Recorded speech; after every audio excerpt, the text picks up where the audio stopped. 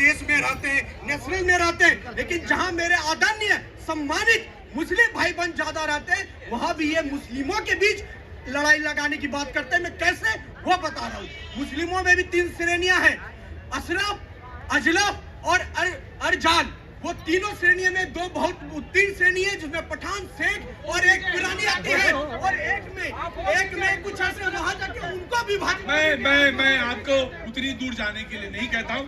मैं आता हूँ, मैं वहां तक जाना। जी, पहली चीज बहुत अच्छी बात है साहब, ज्योति बसु के बंगाल में कभी दंगे नहीं हुए, और मुख्यमंत्री ज्योति बसु कहते थे कि अगर दंगे तभी होते हैं जब उसको सरकार स्पॉन्सर करे। इस बात को समझिए, कभी दंगे नहीं हुए। आज के बंगाल में सांप्रदायिकता फैल रही है, दंगे हो रहे हैं, लोग लड़ रहे हैं। किसकी वजह से? ये वो पार्टी है। 1946 में यूनाइटेड बंगाल में किसकी सरकार थी? सोहरावर्दी की सरकार थी। 15,000 हिंदुओं की लाश सड़कों पर पड़ी हुई थी। उस समय भारतीय जनता पार्टी कहाँ थी? अरे आप लोग, गांधी जी ने भी यही कहा था। ये ऑटो चलाते हैं ना। फैक्ट्स को डिस्टॉर्ट मत करिए। बंगाल का मानुष हमेशा इकट्ठा रहा था। बंगाली मानुष ने कभी दंगा नहीं किया। बंगाल के अंदर कभी हिंदू मुसलमान की पॉलिटिक्स नहीं हुई, कभी नहीं हुई। देखिए, मैं एक बात आज कह रहा हूँ। आज ईद है। बहुत तसल्ली के साथ, बहुत इत्मीनान के साथ बातचीत करेंगे। जी चलिए, ईद में लाए हैं। अरे कभी तो बहुत मोहब्बत वाले आदमी हैं। क्या नाम है हमारा? मेरा नाम है सिंगर राम प्रजापति। मैं कवि और राष्ट्रवादी गायक। जी, हिंद देश के निवासी सभी जन एक हैं। हिंद देश के निवासी, सर आपके लिए स्पेशल। हिंद देश के निवासी सभी जन एक हैं। रंग रूप वेश भाषा चाहे अनेक हैं। रंग रूप वेश भाषा चाहे अनेक हैं। और एक तो सर थोड़ी सी पंक्ति है मेरी। माँ भारती के सुत हैं सारे समाज बंधु। माँ भारती के सुत हैं सारे समाज बिंदु। सब वर्ग बिंदु बिंदु हिंदू समाज सिंधु। एकात्मता के रक्स से एकात्मता के बल पर समरस यहाँ है जीवन। माटी हमारी पूजा, माटी हमारा वंदन। हाजी, राष्ट्रवादी कोई राष्ट्रवाद की बात करे। हाँ, मैं आरएसएस का हूँ। यदि मैं राष्ट्रवाद की बात करता, मुझे आप जो संज्ञा दो वो आपकी मर्जी है, लेकिन मैं राष्ट्रवादी हूँ। आप मुझे आरएसएस का मानो, बीजेपी का मानो, हिंदू मानो, कोई देश का एक आम नागरिक मानो, मैं यही बात करूंगा। चाहे मुझे आप जो टैग करने करो, आपके लिए बहुत बहुत शुभकामनाएं।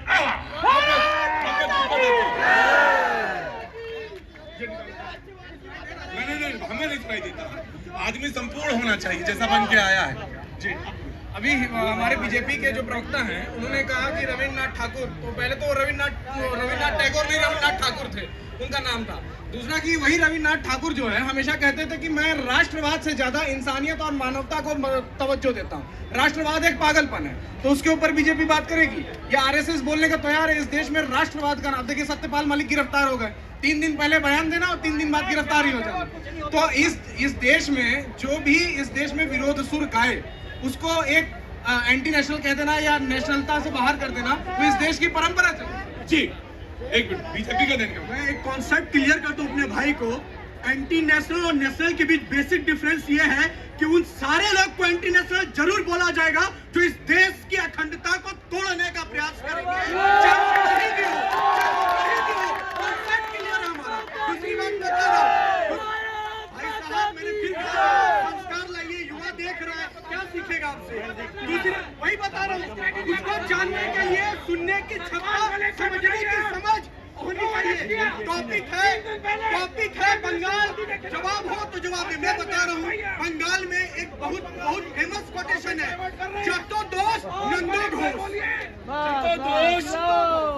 बंगाल बंगाल में कहा जाता है जतो दोष नंदो घोष। उसका मतलब होता है जो कुछ भी है हमारा दोष नहीं है, उसका है, पड़ोसी का है। जतो दोष नंदो घोष। जी मालूम है बंगाल में कहा जाता है। और आपके स्टेटमेंट में आपने ये भी कहा कि ममता बनर्जी ने एजेंसियों की बात की। मैं बंगाल बॉर्डर पर आता है, आपको सतपाल मलिका के चाचा है क्या?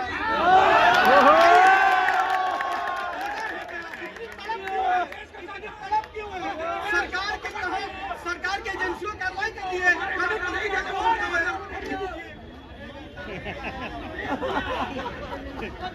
क्या हुआ? घर से लड़के आए क्या बात? कुछ लोग तो सिमैया लेके आए हैं घर से और कुछ लोग घर से लड़के आए हैं। जी नमस्ते, आप बैठ गई ना? बिल्कुल बैठिए। जी नमस्ते साहब। इस ममता बनर्जी ने कम्युनिस्ट पार्टी को लात मार कर बाहर भगाया, वही आज ममता बनर्जी की समर्थन में है।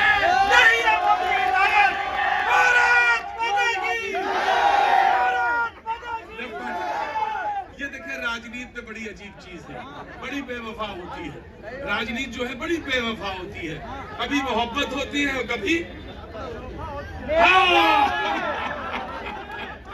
राजनीति बड़ी बेवफा होती है, कभी बावफा कभी बेवफा, कभी छोड़ के चली जाती है, कभी विरुद्ध जी मैं आ नहीं पाया, सॉरी। मलिक जी प्यारे हो गए तो शवंदू जी की बात सुनते हैं ना, उनके आधार पे तो ममता जी को उठा लेना चाहिए था। और ममता जी को मस्जिद ही एक सहारा क्यों मिला ये बात बोलने के लिए? ये तो हमारे मुस्लिम भाइयों को समझना पड़ेगा कि किस मंच से ये बात बोली जा रही है, वो अपने वोटों का उपयोग करवा रहे हैं। ये ममता जी को नहीं, ये मुस्लिम भाइयों को समझना पड़ेगा कि मस्जिद में आके देश को बांटने काटने की कौन बात कर रहा है? वही ममता बनर्जी किसके अगेंस्ट लड़ रही है? देश के अगेंस्ट लड़ रही है, वो किसी एजेंसी अगेंस्ट नहीं लड़ रही। तो हमारे देश के हर एक व्यक्ति को समझना पड़ेगा कौन बांट रहा है, कौन बांट रहा है। खड़ी रहेगा, मैं आ रहा हूँ। कौन, ये खुद समझना पड़ेगा कौन बांट रहा है और कौन जोड़ रहा है। बांटने वाटने का भी मेरे पास कोई काम नहीं है और शब्दों पे बिल्कुल ध्यान रखता हूँ और जो बोलता हूँ तो बिल्कुल पूरी तरह से ध्यान रखता हूँ। जी ममता बनर्जी, जी ममता बनर्जी जब अटल बिहारी वाजपेयी जी की सरकार बनाई तब तो बहुत अच्छी थी। अब क्या हो गया कि ममता जी इतनी खराब हो गई? कौन सा परिवर्तन हो गया? और जब जब बीजेपी जिस राज्य में हारती है फिर वही दंगा क्यों होता है? या जहां जीतना के लिए जाते हैं वहां दंगा क्यों होता है? इसका जवाब भी तो देना पड़ेगा ना इनको। ये कौन लोग हैं जो लिंचिंग कर रहे हैं? ये कौन लोग हैं जो जला रहे हैं? ये कौन लोग हैं जो घरों को आग लगा रहे हैं? जी जी सबसे पहले भाईजान ईद मुबारक। दूसरी बात, हिमाचल में हारी कौन सा दंगा हो गया? भाई गले मिल रहे। हिमाचल में हारी कौन सा दंगा हो गया? छत्तीसगढ़ में हमारे कौन सा दंगा हो गया? राजस्थान में हमारे कौन सा दंगा हो गया? बंगाल में हारे दंगा कौन करा? जी कीज लो यार, यही अच्छा ज्यादा लगता है मुझे। सेल्फी वेल्फी खींचो फिर घर जाओ अपना, सेवई वही खाओ, हो गया तुम्हारे काम। बहुत अच्छी बात है। जी आया समाजवादी पार्टी। ममता बनर्जी ने एक बात और कही, अभी सुप्रीम कोर्ट ने इन पे फटकार लगाई इन पे बीजेपी सरकार को ना कहने लेते। नहीं, बीजेपी सरकार ने क्या किया कि 11 अपराधियों को जो बलात्कार के दोषी थे उनको मेहमान मंडित करने का काम किया। एक कमेटी गठित कर करके उन 11 आरोपियों को छोड़ दिया। इसके बाद फूल माला लाद करके उनको स्वागत ऐसे कर रहे हैं कि कितनी बड़ी लड़ाई। देखिए ये लोग हैं, इनको पहचानो कि अगर बलात्कार के दोषियों के लिए लड़ रहे हैं। मैं ये करूं, उन्होंने कहा कि फाइल बन गई सुप्रीम कोर्ट में, लेकिन उन्होंने सुप्रीम कोर्ट को फाइल पूरा कागज फाइल मंगवाई, वो रेडी है, वो जवाब के लिए हाजिर। पूरी बात कहा करिए, जो भी पूरी बात कहा करिए। जी मैं आ रहा हूँ। उन्होंने फाइल मंगाई, मैंने मांगा, वो फाइल के साथ जवाब के साथ हाजिर होंगे, ये बात होगी। मैं वन बाय वन छोटा छोटा जवाब। नीरज से तो पूछे नहीं, नीरज कांग्रेस के प्रवक्ता हैं।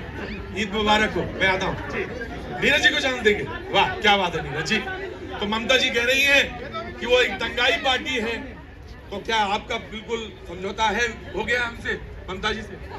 प्रतीक जी, तृणमूल कांग्रेस के नेता ने, बंगाल के मुख्यमंत्री ने जो कहा उस पर मेरी टिप्पणी उचित नहीं है क्योंकि मैं उनका प्रवक्ता नहीं हूँ। लेकिन जो बात उन्होंने कही वो मूलतः तो सही है और कोई भी राष्ट्रवादी ने कहा कि कहाँ दंगा हुआ बताइए।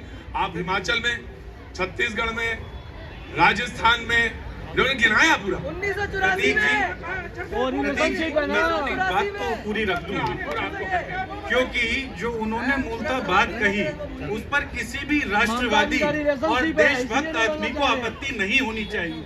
उन्होंने क्या कहा कि समाज को एक होकर बिना लड़ाई झगड़े, बिना उन्माद के साथ चलने की तो बात की।